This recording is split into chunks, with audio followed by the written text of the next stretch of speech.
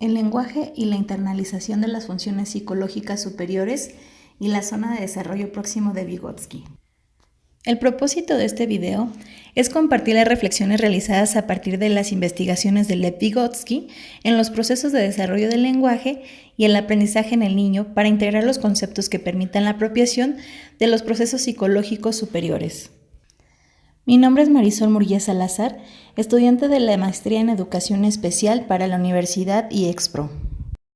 Como docentes, es frecuente enfrentarnos a retos en el proceso de enseñanza, sobre todo en aquellos alumnos en donde observamos dificultades para lograr aprendizajes, desarrollar habilidades y destrezas, planteándonos preguntas sobre cómo aprende mi alumno, qué factores intervienen en su proceso, pero lo más importante, ¿de dónde puedo partir? Es así que a lo largo del video analizaremos los estudios realizados por Lev Vygotsky y cómo estos se mantienen vigentes, y al comprenderlos podremos resolver cómo atender a las situaciones que se presentan a diario en el aula, brindando una respuesta educativa de calidad. Antes de iniciarnos en el proceso de conceptualización de todos los procesos involucrados en la adquisición del lenguaje y la zona de desarrollo próximo de Vygotsky, es importante retomar los antecedentes en los procesos de investigación que él hizo, en donde buscaba comprender el desarrollo del lenguaje en el niño y los aspectos relevantes que impactan en ello para su desarrollo. Cuando el niño se encuentra en procesos de desarrollo en edades tempranas,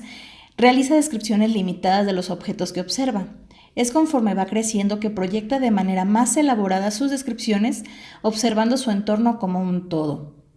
A través de la observación de estos procesos en los niños, se encontró que una característica de las habilidades perceptivas del niño es un producto de las limitaciones de su desarrollo lingüístico, o sea, un rasgo de su percepción verbalizada. Es decir, el niño comienza a percibir el mundo a través de sus ojos, pero también a través del lenguaje, ya que éste se convierte en una parte importante de su desarrollo cognoscitivo.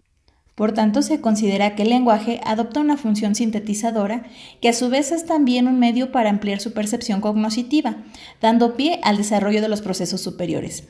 Es así, conforme se realizan las observaciones, que se cae en cuenta que desde edades tempranas el desarrollo del lenguaje y la percepción están relacionados, lo que a su vez con el tiempo y la exposición a experiencias determinadas es como él comienza a interactuar con el entorno de manera más sistematizada y con intenciones de obtener información, desarrollando así atención necesaria de manera dinámica.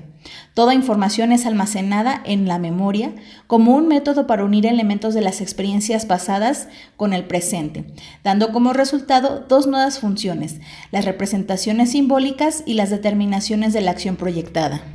A partir de las investigaciones anteriores, es como Vygotsky comienza a centrar su atención en cómo es que los procesos psicológicos deben centrarse en el estudio del desarrollo del sujeto desde un enfoque filogenético y sociohistórico, considerando que las funciones psicológicas superiores son de naturaleza y de origen eminentemente social. Estas aproximaciones lo hicieron que se interesara por estudiar la forma en que la interacción social conduce al funcionamiento psicológico superior en el niño. El origen social de los procesos psíquicos y la noción de mediación a partir del lenguaje desde lo interpsicológico a lo intrapsicológico refiere el cómo la interiorización de los conceptos y desarrollo de nuevas habilidades parten del exterior, siendo procesadas por las funciones psíquicas. Por ello se considera que el lenguaje se convierte en una herramienta de mediación entre el sujeto y todo lo que le rodea, concluyendo que nuestro mundo es simbólico y se organiza por sistemas de creencias, convicciones y órdenes. Para ello es preciso destacar que todo proceso mental no se da de manera espontánea, además de carecer de estática y universalidad, pues se modifican conforme el sujeto socializa.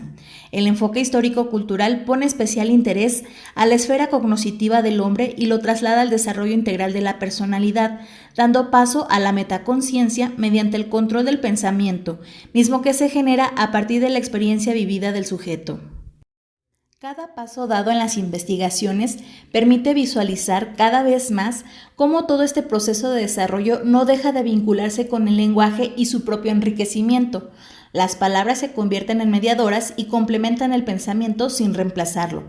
dando paso al desarrollo de la teoría de la actividad, donde se explica cómo el individuo se ajusta al contexto y las condiciones bajo las cuales cambia su pensamiento, y hace referencia a tres condiciones particulares: la interacción con los objetos, con los otros y con el yo. La acción es la unidad para construir un objeto específico a través de operaciones mentales. La actividad, a su vez, permite al sujeto relacionarse con un objeto, un objetivo y las herramientas del pensamiento. El enfoque histórico-cultural considera la relevancia de la calidad de las interacciones para la existencia de lo psíquico. Durante el estudio de estos procesos psíquicos, Galperin sugiere una planeación por etapas de la acción y cómo ésta se organiza en la actividad cognitiva del alumno que realiza para la asimilación, siguiendo 6 puntos. 1. Se plantean las actitudes iniciales del sujeto hacia las metas del proceso, hacia una situación concreta de enseñanza y aprendizaje. 2. Se genera la orientación del sujeto mediante un sistema de dibujos, diagramas y signos externos guiados con el fin de que se desempeñe en la acción. 3. A través de la materialización de las representaciones, el sujeto comienza a resolver tareas predefinidas. 4. Plan de conversación externa socializada. El aprendizaje comparte verbalmente una reflexión sobre su acción con el fin de tomar conciencia de sus acciones en la solución de problemas. 5. Se forma la reflexión verbal interna sobre la acción con el fin de interiorizarla. 6. Se interioriza la acción pasando al plano mental y se automatiza, de tal manera que se convierte en la parte de la vida psicológica del sujeto.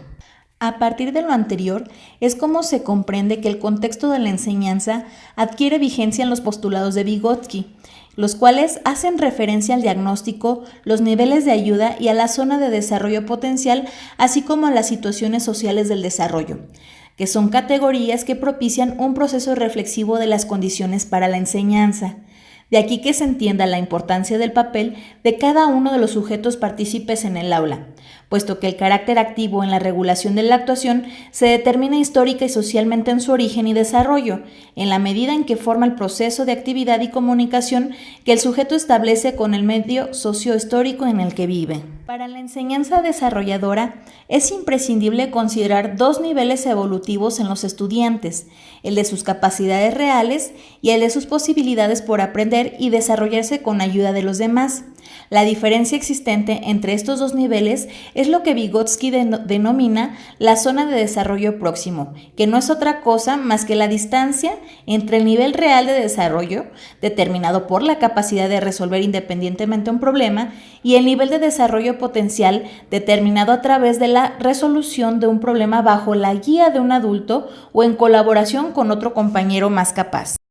En lo que se refiere al estudiante, el aprendizaje para un buen desempeño implica utilizar todas las potencialidades de las que dispone en su personalidad con relación a lo que aporta la heterogeneidad del grupo de clase. De esta manera es que se involucra a los propios estudiantes en la construcción de las condiciones más favorables para el aprendizaje, en conjunto a ejercicios como la evaluación y la autoevaluación desde una perspectiva dialéctica, interna, autónoma, independiente y reguladora, y su naturaleza histórico-social a través del proceso de la actividad de estudio.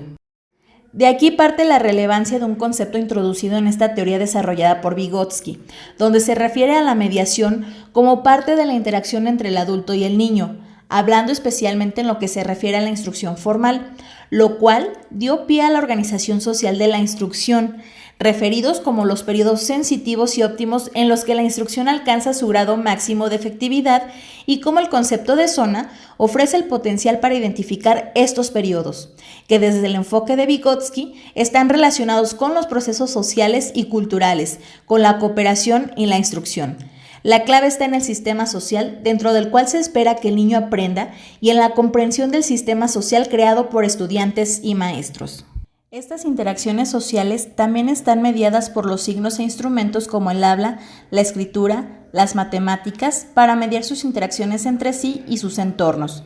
Otro término relevante en este proceso de comprensión de la zona de desarrollo es el cambio, considerado como la forma de conceptualizar los avances en la zona de desarrollo próximo de manera individual. Es decir, lo que el niño hoy puede realizar de manera independiente es lo que ayer solamente podía hacer con ayuda. Para ello es necesario enfatizar en la importancia de las condiciones sociales para lograr la comprensión del pensamiento y su desarrollo, haciendo hincapié en la relación entre el pensamiento y la organización social de la instrucción. Es así como lo anterior permite establecer un proceso de evaluación para identificar la apropiación y dominio de los instrumentos mediacionales, como es el ejemplo de la escritura, donde se observa la capacidad del niño para participar en actividades cooperativas cualitativamente nuevas, de manera que le permita crear y obtener, así como comunicar significados. Por ello el énfasis de que ya no solamente se trata de transmitir conocimientos o destrezas, sino en la necesidad de la interacción entre el uso de instrumentos y el significado. Resaltando las zonas para el aprendizaje, se puede concretar en lo siguiente. El docente en su papel de mediador ha de cumplir con una función en donde crea contextos sociales en los que el niño aprenda a usar, ensayar y manipular el lenguaje para fabricar sentido o crear significados, como en el caso del lenguaje oral que se aprende a través de los actos del habla y el escrito en contextos letrados, consistiendo esto en una serie de actividades de aprendizaje distintas pero relacionadas y organizadas.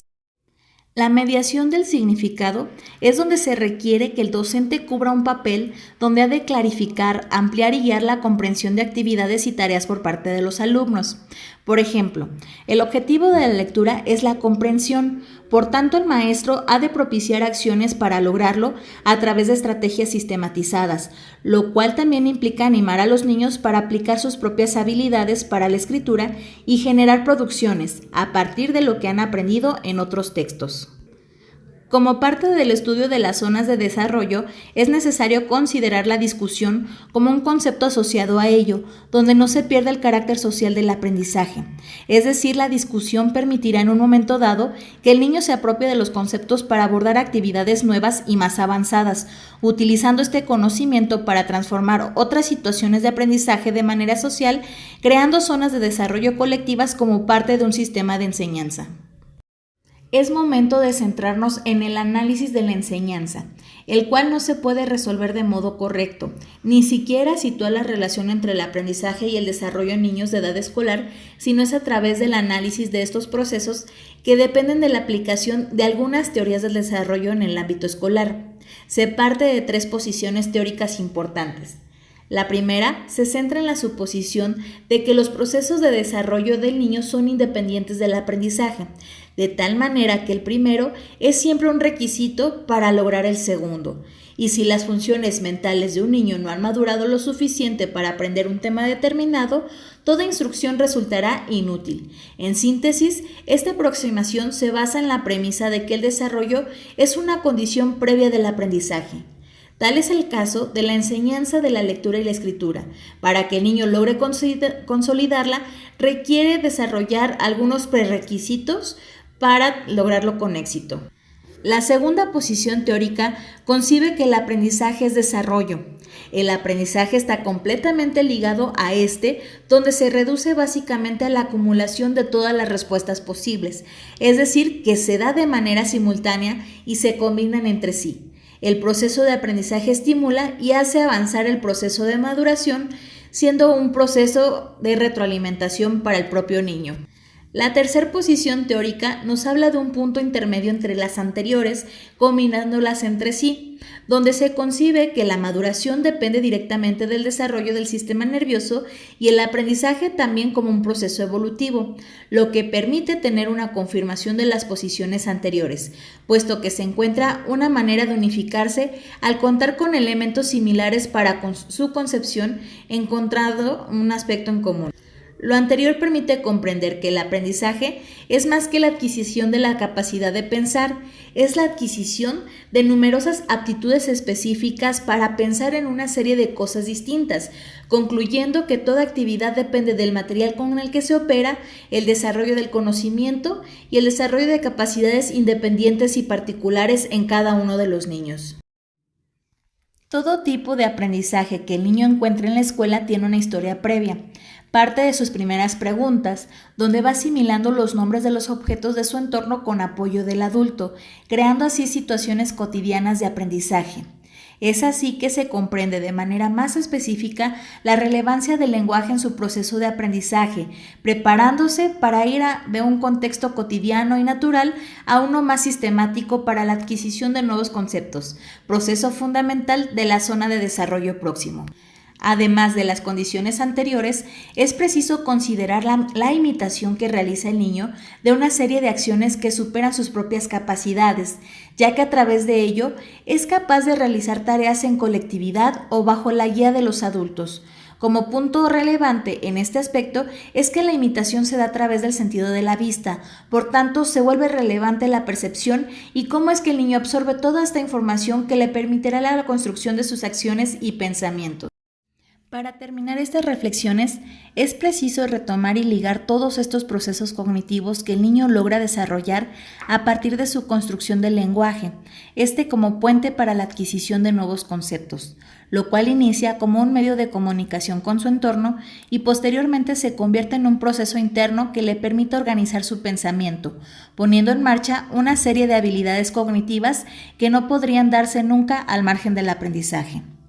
Ante esto me gustaría concluir centrándome en el caso de un alumno que presenta alguna condición de discapacidad, quien enfrenta algún tipo de barrera para la participación en su entorno y es necesario crear experiencias cotidianas para el desarrollo de un código comunicativo que le permita acceder a la información y apropiarse de los aprendizajes esperados como parte del enfoque inclusivo y de un ambiente escolar favorecedor, a su vez permitiendo que desarrolle conocimientos y habilidades buscando alcanzar su zona de desarrollo próximo. Por tanto, este marco teórico permite concebir un enfoque de equidad en la atención de los niños en la diversidad, bajo el principio de que todos pueden aprender siempre y cuando se les brinden las condiciones y recursos que necesiten para lograrlo. Es así que la teoría de Vygotsky cobra sentido y se observa en la cotidianeidad en el trabajo del aula.